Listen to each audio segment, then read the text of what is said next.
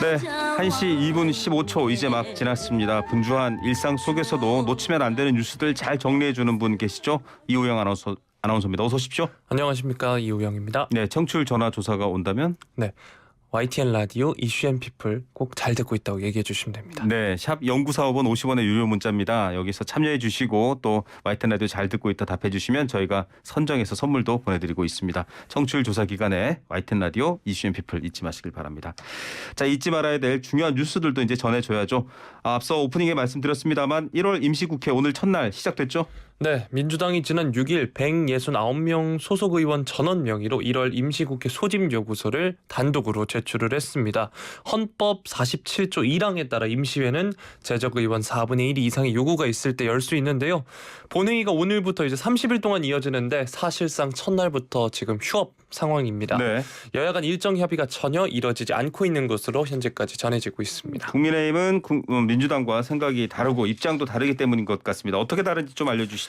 네, 일단 국민의힘은 앞서서 오프닝 때 목소리도 들으셨겠지만 민주당의 임시국회 소집 요구를 이재명 대표 방탄이다 이렇게 반발을 하고 있습니다. 검찰이 향후 이 대표의 구속영장을 청구할 것을 대비해서 국회의원 불체포 특권을 행사하기 위한 조치다 이렇게 이야기를 하는 건데요.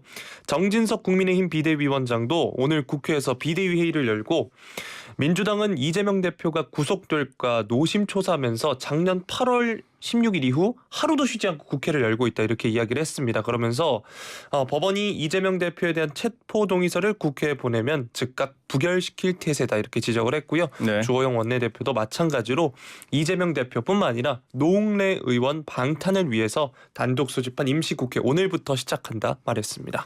자, 반면 민주당은 지금 여러 가지 현안들이 많아서 처리해야 되고 논의해야 된다 이런 입장이잖아요. 네, 민주당은 북한 무인기의 남측 영공 침투 그리고 민생 법안 처리 지연 등 윤석열 정부의 경제 안보 실정을 집중적으로 공세를 취할 것으로 보입니다. 오늘은 이제 안보 위기 관련이고요. 내일에는 경제 위기 관련 긴급 현안 질의를 요구했는데 네. 23년 새해 벽두부터 국민께서 안보 위기와 민생 경제 위기 걱정이 한가득이다 이렇게 얘기했는데 정작 국민의힘은 무응답이다라면서 비판을 했습니다. 예, 시급한 현안도 사실이고요. 방탄이라는 표현을 사실은 우리나라 국민들 방탄소년단 워낙 사랑하니까 전 세계적으로 좋은 의미로 쓰이는데 자꾸 이렇게 부정적으로 들리는 것 같습니다. 자, 그 논란이 되고 있는 이재명 대표 성남FC 후원금 관련해서 내일 검찰 출석하기로 이미 예고돼 있잖아요. 네, 여야 간의 신경전은 이 대표의 출석일인 10일 바로 내일을 전후해서 극대화될 전망입니다. 한편 이 대표는 주말 내내 일정을 비우고 검찰 수사를 대비하는 데 집중했다 이렇게 전해지고 있는데요. 변호인단과 함께 검찰의 예상 질문 등을 추리는 한편 예행 연습을 통해서 무혐의 입증에 총력을 기울였다고 합니다. 게다가 이 대표의 변호인단에는 문재인 정부 당시 법무부 검찰국장을 지낸 박균택 전 광주고검장까지 합류한 것으로 전해졌고요. 네. 검찰의 전방위 수사에 대한 반격도 현재 준비하고 있다고 합니다. 민주당은 검찰의 수사를 야당 탄압이라고 규정하고 내일 소환 조사를 계기로 탄압에 맞서는 이 대표의 이미지를 부각해서 방탄 프레임에서 벗어나려 할 것으로 보이고 있습니다. 네. 두 번째 소식입니다. 저도 어젯밤에 새벽에 깜짝 놀랐습니다. 문자도 왔고요. 재난 경보도 울렸는데 인천 강화군 서쪽 해역에서 지진이 발생했습니다. 맞습니다. 저는 자고 있었는데 정말 화들짝 놀랐는데요. 네. 대부분 잠들어 있었을 새벽 시간인 오늘 새벽 1시 28분쯤에 요란한 소리와 진동을 울리면서 지진 재난 문자가 도착을 했습니다. 인천 강화군 서쪽 해역에서 규모 3.7의 지진이 발생했다 이런 문자였는데 발생 지점은 정확히 인천 강화군 서쪽 25km 해역이고요. 진원의 깊이는 19km로 파악이 됐습니다. 이 지진기에 기록된 관측값을 토대로 흔들림 정도를 산출하는 게 계기 진도인데 네. 인천에서는 최대 4단계까지 나왔다고 합니다. 4단계면 실내에서 많은 사람이 진동을 느끼고 그릇, 창문 등이 흔들리는 정도라고 합니다. 네, 그러니까 피파와 에스파가 있습니다. 지진은 피파 기준으로 해서 4.0 먼저 왔고요. 그다음에 다시 분석해서 3.7 이렇게 수정돼서 왔었습니다. 많은 분들이 놀라셨다라는 거 저희 집 창문도 흔들렸고 그 순간에 저는 또 방송국 전화해서 재난 방송을 해야 되는 상황이니까요. 그런 대처를 했는데 수도권에서도 신고가 많았어요, 시민들. 네, 인천에서는 지진이 발생한 지 30분 만에 관련 신고가 30건 접수됐는데 다행히도 특별한 특별한 피해는 없었다고 하고요. 서울과 경기도 수도권에서도 느끼신 분들이 많다고 합니다.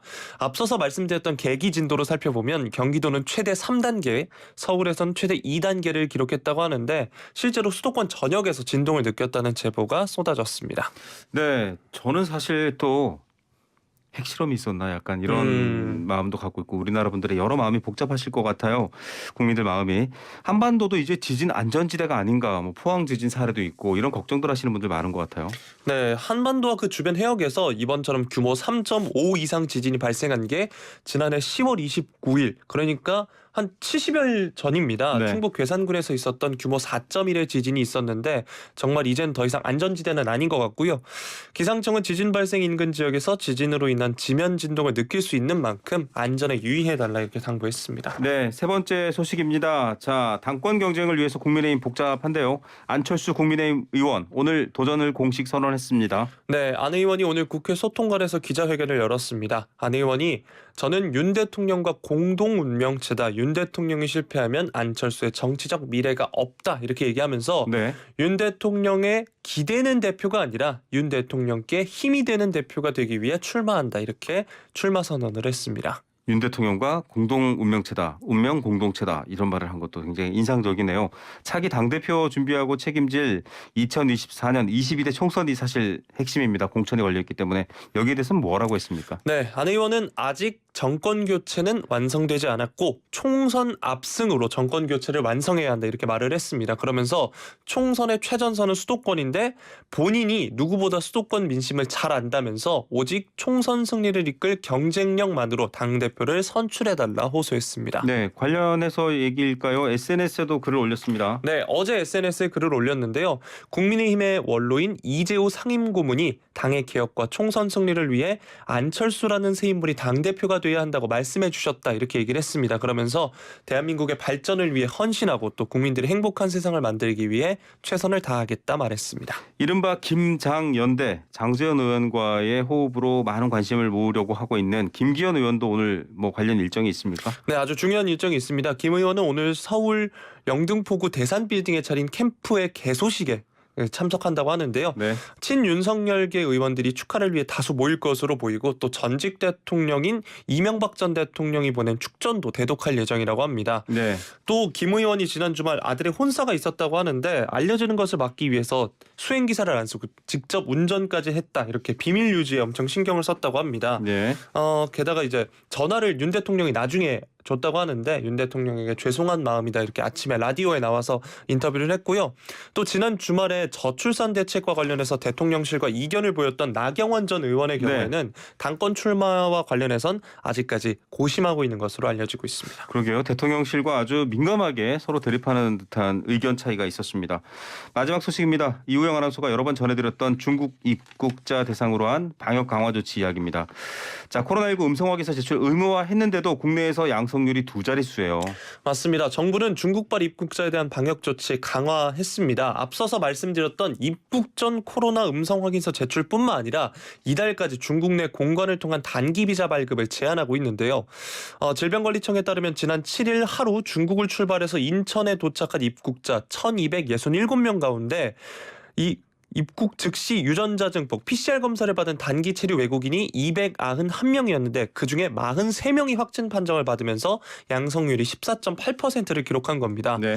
그래서 이제 입국 후 PCR 검사가 시행된 지난 2일 이후 확진 판정을 받은 중국발 단기 체류 외국인은 누적 357명이 됐습니다. 음성 확인서 제출이 시작된 건 지난 5일부터잖아요. 맞습니다. 5일 이후 중국발 단기 체류 외국인의 양성률은 12.6%에서 23.5% 그리고 14.8% 등으로 여전히 두 자릿수를 나타내고 있고요.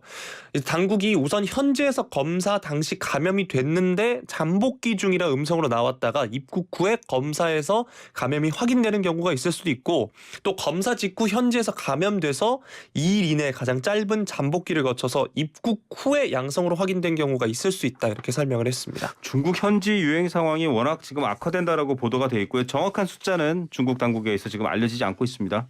네, 아무래도 그러다 보니까 중국 내에서 의료 등 체계 부담 증가로 PCR 검사나 이제 신속 항원 검사의 정확도가 떨어질 가능성도 현재 제기가 되고 있습니다. 질병청은 입국 전 음성 확인이 제대로 이루어지지 않을 경우도 배제하지 않고 제출된 PCR 음성 확인서의 신뢰성을 확인하는 작업도 현재 병행하고 있다고 하는데 추가적인 대책을 요구하는 목소리가 나올 수도 있어 보입니다. 네, 지금 사실 중국의 웨이보라든지 중국 국민들은 한국에 대해서 굉장히 반한 감정을 만들고 있다고 하는데요. 우리뿐만 아니라 전 세계가 취하고 있는 조치입니다.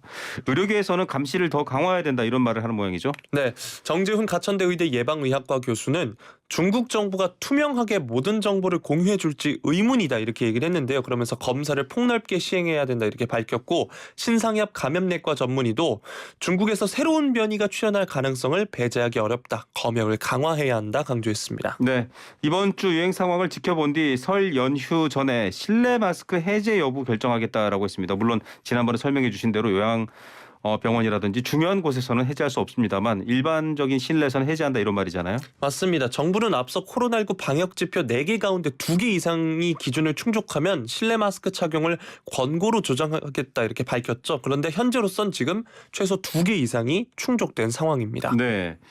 자, 4가지 평가 지표를 보면 이제 2개 이상 충족을 알 수 있는데 어떤 것들이 있죠? 네, 일단 주간 환자 발생이 2주 이상 연속 감소하고 신규 위중증 환자 수가 전주 대비 감소할 것, 또 주간 치명률이 0.1% 이하를 유지하고 중환자 병상 가용 능력이 50% 이상일 것, 마지막으로 고령자 계량 백신 접종률이 50%를 넘어야 한다는 게 평가 기준입니다. 네. 물론 위중증 환자는 여전히 500명대, 600명대에서 많고요. 고령층 계량 백신 접종률은 31%라서 못 미치고 있는데 그 이외의 조건들이 이제 기준들이 충족을 하면서 지금 이야기가 나오고 있습니다. 네. 물론 실내 마스크 해제는 또 자문단 논의를 거치겠지만 최종적으로 결정이 되더라도 설 연휴 전에 이제 결정을 할 것으로 보이긴 하는데요. 다만 앞서서 말씀드렸던 중국발 입국자를 중심으로 한 해외 유입 사례가 계속되고 있어서 방역 당국이 신중한 입장을 보이고 있는 상황입니다. 네, 방역 상황 또 사회 재난 상황이 워낙 유동적이기 때문에 쉽게 똑 떨어지게 말할 수 없는 점인데 무엇보다 개인 여러분들이 손 씻기라든지 마스크 착용 또 컨디션이 안 좋을 때는 좀 조심하는 것들 잘 지키시면 될 것 같습니다. 자, YTN 라디오 들으시면 이런 뉴스들 실시간으로 나오는데요. 청취율 조사 기간입니다. YTN 라디오 청취율 조사 기간입니다. 청취율 조사 관련해서 여러분들이 YTN 라디오 듣고 있다, 나 좋아하고 있다, 주변에도 알려줬다라는 문자 샵 0945번 50원의 유료 문자입니다. 보내주시면 저희가 감사의 의미로 커피 쿠폰 선물로 보내드리도록 하겠습니다. 지금까지 이우영 아나운서였습니다. 감사합니다. 고맙습니다.